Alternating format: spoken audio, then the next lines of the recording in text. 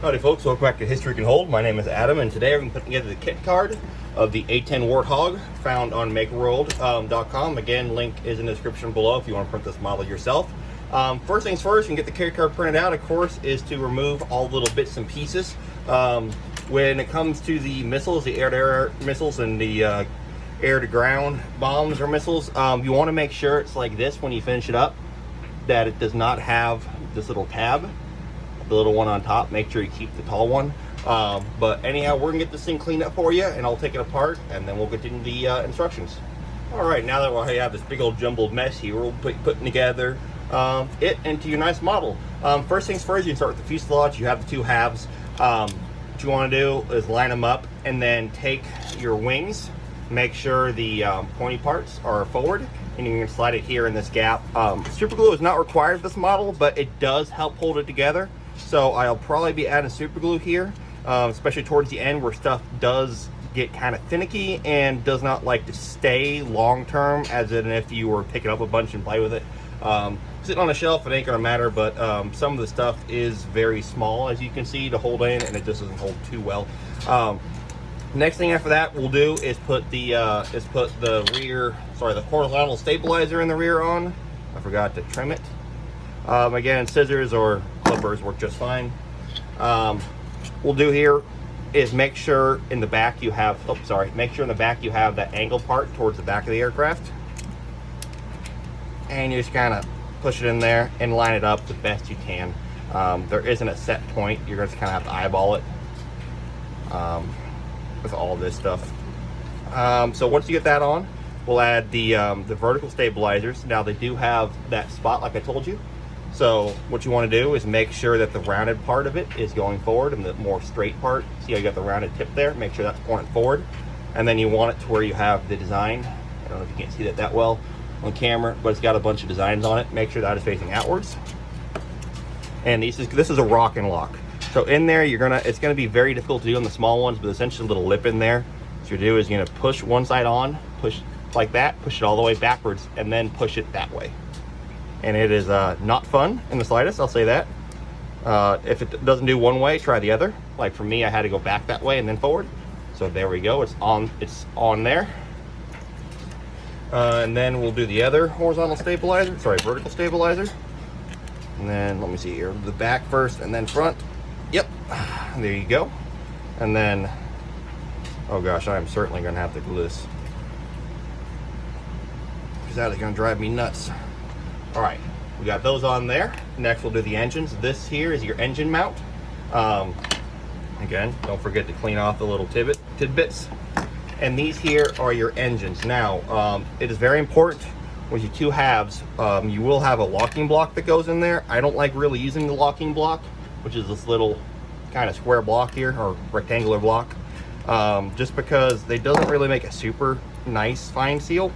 Like it works okay, but there's a gap and that annoys me. So I'll show you one with it and then without it. And again too, they can be extremely difficult to put in the locking blocks depending on how well the print came out. And if you don't have a gap in here, sometimes they get printed with supports, and those supports fill up the gap. So if you do, you can either try to pick it out or just glue it together. But again, make sure one half has no markings. The other one has a slot for each engine. That'll be important later.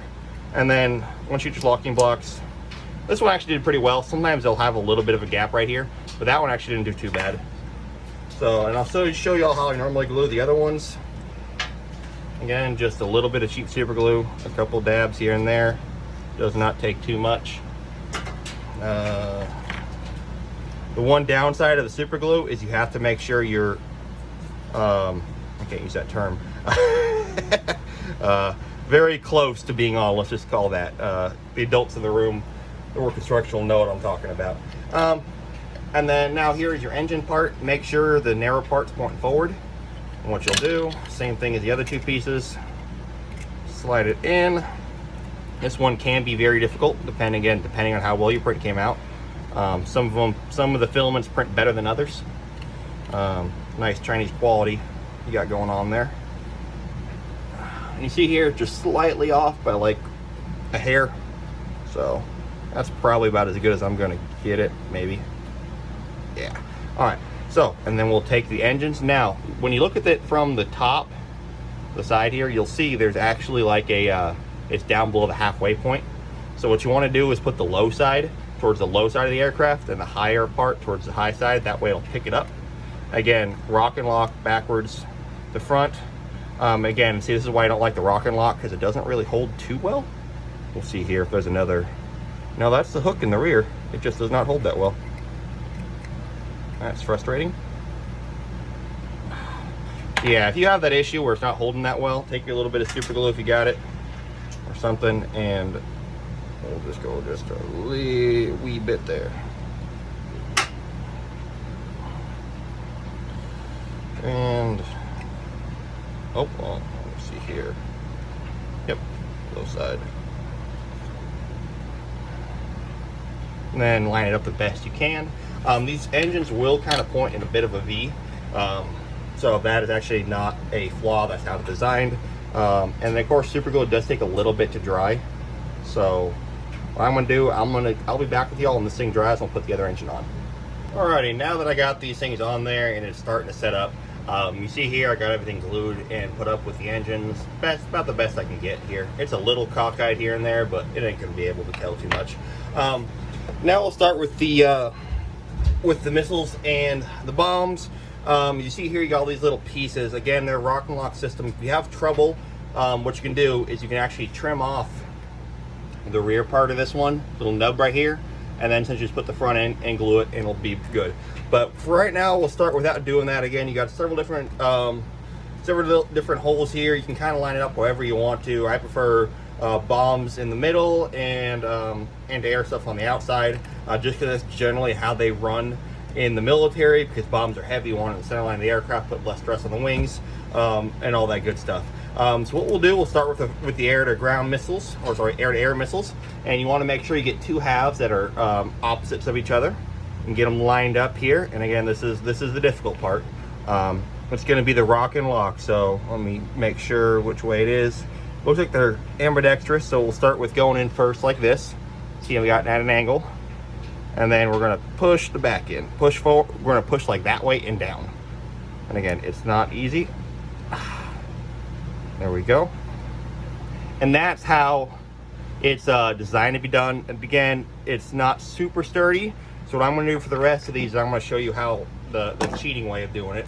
What we're gonna do is we're gonna take our sets of nail clippers, whatever you got, and trim off the back of that right there, where it's got rid of that rear lug. I'm gonna do that with all of these here, and then I'll be back when they're done. I'll show you to put them in. Alright, so the way I generally do it when I want to glue it and just make it a little easier is, of course, take your two opposite halves and get them lined up, and then take your super glue here and fill in this trough just a little bit. Doesn't take much. And then what you're gonna do, you're gonna do the same things you did before with the rock and lock. You're gonna rock, and then you're just gonna push down in the rear. And it makes it a lot easier if I can see what I'm doing.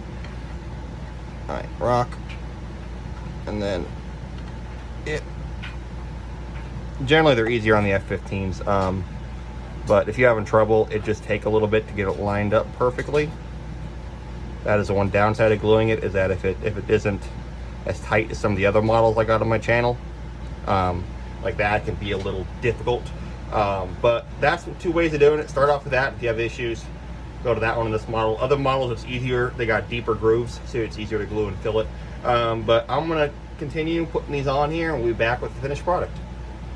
Alrighty, now that once we got everything glued here, the model pretty much completed, we're ready to put on the base. Now, the base does have two different ways you can do it. Depending on which way you flip it around, it's either gonna be making the aircraft, actually, sorry, the other one's, depending on which way you flip it. This one right here, just being straight up and down.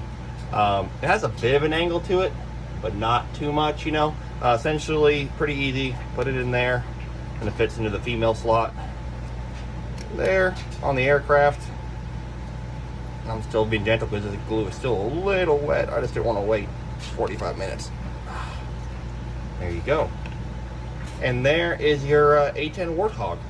And again, if you want to try to flip it around, this lever here, sorry, my bad. This lever here on the bottom to get it at the nosedive, but I like the aircraft facing up. Anyhow, if you all have any questions, leave in the comment below. I'll try to get back to you. Thank you very much for watching. Have a good rest of your day.